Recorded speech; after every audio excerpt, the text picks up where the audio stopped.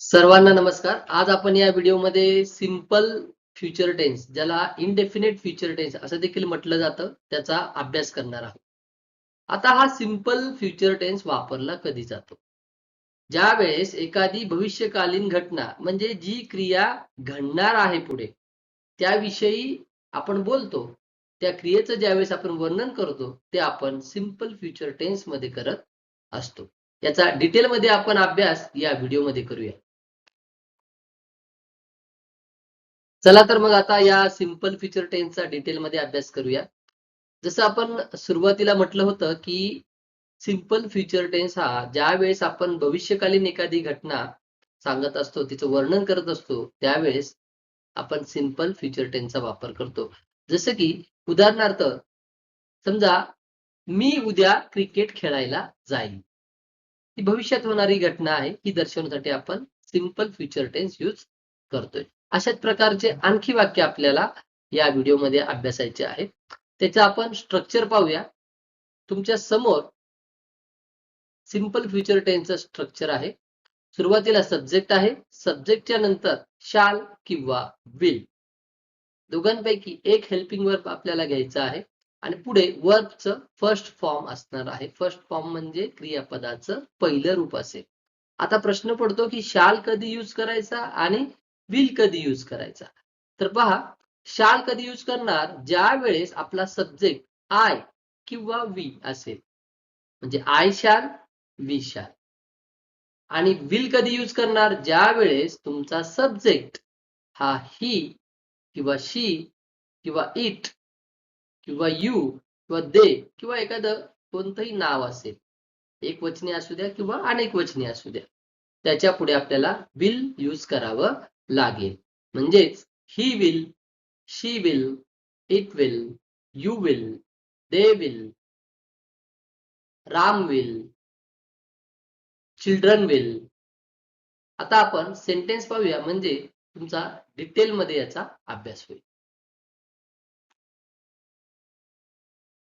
आता आपल्या समोर एक सेंटेन्स दिसत आहे. आय शाल ईट अ मँगो. मी आंबा खाईन. हे सिंपल फ्युचर टेन्सचं सेंटेन्स आहे.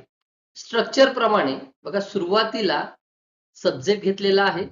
आय हा सब्जेक्ट आहे. त्यानंतर शाल किंवा विल घ्यायचे. आय हा सब्जेक्ट असल्यामुळे मी काय घेतलेलं आहे? शाल घेतलेलं आहे. आणि पुढे वर्बचं फर्स्ट फॉर्म आहे, क्रियापदाचं पहिलं रूप, इट. आय शाल ईट अ मँगो. अ मँगो हे ऑब्जेक्ट आहे. रिमेनिंग सेंटेन्स मध्ये जातं ते. आपल्याला विचार करायचा आहे या सब्जेक्ट, हेल्पिंग वर्बचा या, आणि अत्यंत महत्वाचं म्हणजे वर्ब. आय शाल ईट अ मँगो. आणखी काही उदाहरणं आपण पाहूया. आता आपण काही सेंटेन्सेस अभ्यासूया. We will learn them one by one. Let's start with first sentence. We shall go to Science Park next Sunday. Next संडेला, पुढील संडेला आम्ही सायन्स पार्कला जाऊ, तिकडे जाणार. आता हे वाक्य आपल्या स्ट्रक्चर प्रमाणे आहे का ते चेक करूया. स्ट्रक्चर खूप महत्वाचं आहे, कारण स्ट्रक्चर वरूनच आपल्याला एक्झाम मध्ये आलेले जे काही क्वेश्चन्स आहेत, त्या क्वेश्चनचं आन्सर देता येईल. तुम्हाला एकतर ओळखण्यासाठी सांगतील किंवा रिराईट करायला सांगतील सूचनेप्रमाणे. आता आपण चेक करूया हे सेंटेन्स स्ट्रक्चर प्रमाणे आहे की नाही. आपलं स्ट्रक्चर आहे सब्जेक्ट, त्यानंतर शाल किंवा विल, आणि पुढे वर्बचं फर्स्ट फॉर्म. चला, वी काय आहे? हे सब्जेक्ट आहे. वीच्या पुढे काय आलेलं आहे? शाल आलेलं आहे. बरोबर आहे. चला, वी शाल, पुढे गो हे first form of the verb आहे. We shall go to science park next Sunday. पुढे कितीही मोठं वाक्य असू द्या, आपल्याला विचार करायचा आहे सब्जेक्ट, त्याच्या पुढे असलेलं हेल्पिंग वर्ब, शाल किंवा विल, आणि महत्वाचं म्हणजे वर्ब. या तीन गोष्टींकडे जास्तीत जास्त लक्ष केंद्रित करायचं आहे.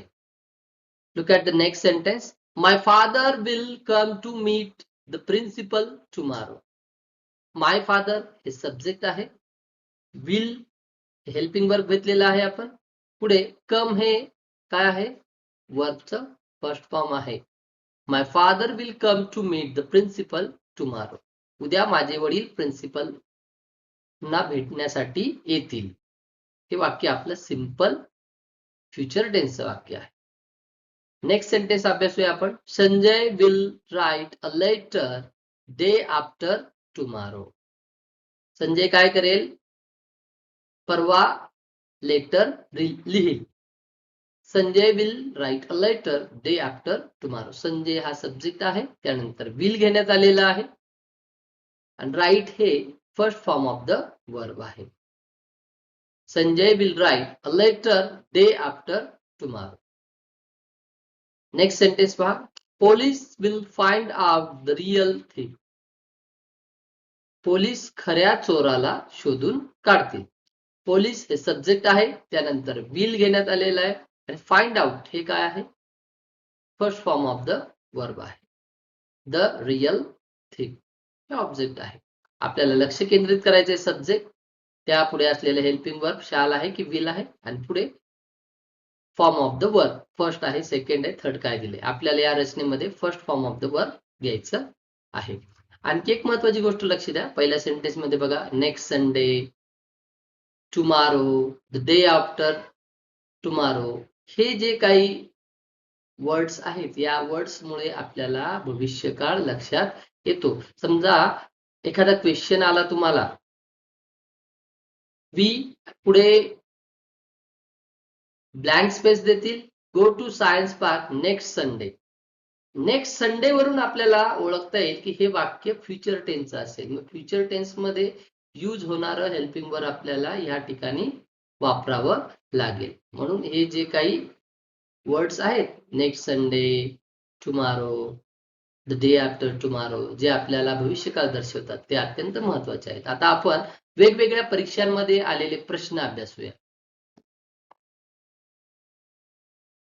आता आपल्या समोर जो क्वेश्चन दिसत आहे, चला आपण त्या क्वेश्चनला सॉल्व्ह करूया. We play football on the ground. In bracket they have given instruction, rewrite sentence in simple future tense. म्हणजे आपल्याला हे सेंटेन्स रिराईट करायला सांगितलंय. कशामध्ये? सिंपल फ्युचर टेन्स मध्ये. लगेच आपल्या माइंड मध्ये क्लिक झालं पाहिजे सिंपल फ्युचर टेन्सचं स्ट्रक्चर, जे आहे सब्जेक्ट, सब्जेक्टच्या नंतर शाल किंवा विल आणि पुढे वर्बचा फर्स्ट फॉर्म. चला आपण हे जे सेंटेन्स आहे, we play football on the ground, जे सिंपल प्रेझेंट टेन्स मधलं त्यांनी दिलंय, ते आपल्याला करायचं आहे सिंपल फ्युचर टेन्स मध्ये.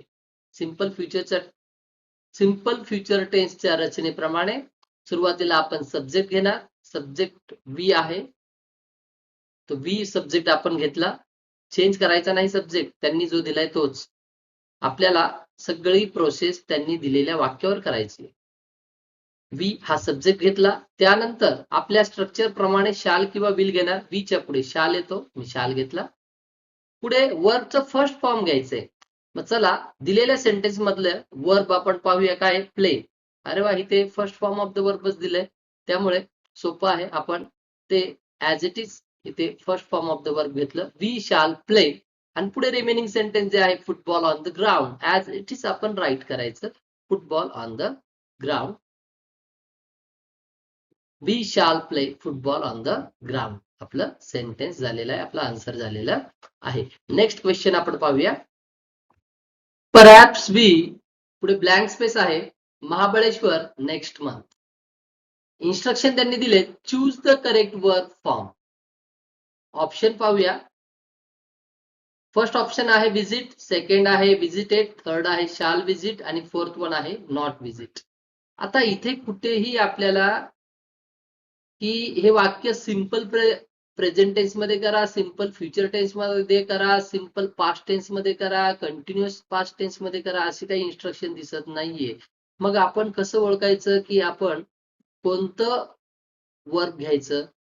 लक्ष द्या, वाक्याचा अर्थ आपण बारकाईने लक्षात घेऊ. परहॅप्स कदाचित, वी पुढे blank space, Mahabaleshwar next month. बघा, हा अत्यंत महत्वाचा शब्द आहे, नेक्स्ट मंथ. हा जो शब्द आहे नेक्स्ट मंथ, हा फ्युचर टेन्स दर्शवतो. जसं टुमारो आहे, नेक्स्ट वीक आहे. जर यस्टरडे असते तर भूतकाळातील झालं असतं, ते पास्ट टेन्स मध्ये. नेक्स्ट मंथ आहे, हा फ्युचर टेन्स दर्शवतो. फ्युचर टेन्स मध्ये वर्बच्या अगोदर शाल किंवा विल येणार आहे. चला ऑप्शन मध्ये पाहूया. थर्ड ऑप्शन मध्ये आपल्याला दिसतंय की शाल विजिट, शाल आलेलं आहे. मग आपलं आन्सर होणार आहे perhaps we shall visit Mahabaleshwar next month. हे ऑप्शन जे थर्ड आहे ना, शाल विजिट, हे आपलं आन्सर आहे. या व्हिडिओमध्ये आज आपण सिंपल फ्युचर टेन्स विषयी अभ्यास केलेला आहे. यासारखे आणखी व्हिडिओ पाहण्यासाठी या YouTube चॅनेलला लाईक, शेअर आणि सबस्क्राईब करा. चला भेटूया पुढील व्हिडिओमध्ये.